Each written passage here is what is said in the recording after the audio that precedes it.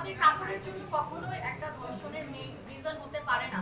একটা ড্রেস কখনো একটা মেয়েকে রিপ্রেজেন্ট করে না। তার কথা, তার পার্সোনালিটি একটা মানুষের মেইন জিনিসটাকে রিপ্রেজেন্ট করে।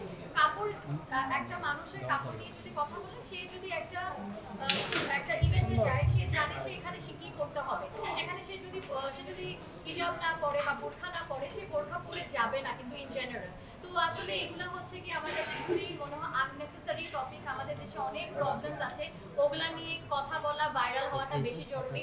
দেন একটা ব্র্যান্ড প্রমোটারের কাপড় নিয়ে একটা সিরিয়াস ম্যাটার নিয়ে কথা বলা, আমার কাছে এটা মনে হয়। পলিটিক্স সবখানে আছে, গুটিবাজি সব ইন্ডাস্ট্রিতে আছে। আপনি সিনেমার ইন্ডাস্ট্রিতে যান, আপনি একটা মাল্টিন্যাশনাল কোম্পানিতে চাকরি করেন, আমি চাকরিও করেছি। সব জায়গায় পলিটিক্স আছে, গুটিবাজি আছে, হিংসামি আছে।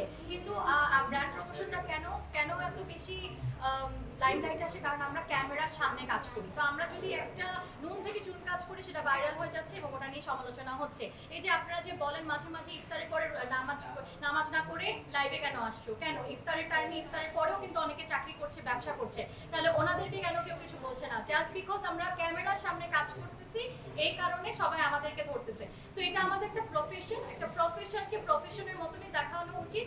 এবং আমাদের দেশে কিন্তু ম্যান্ডেটরি না বোরখা পড়তে হবে, হিজাব পড়তে হবে। তো কাপড় নিয়ে আমাদেরকে আসলে কারো রাইট নেই কোনো কমেন্ট করা।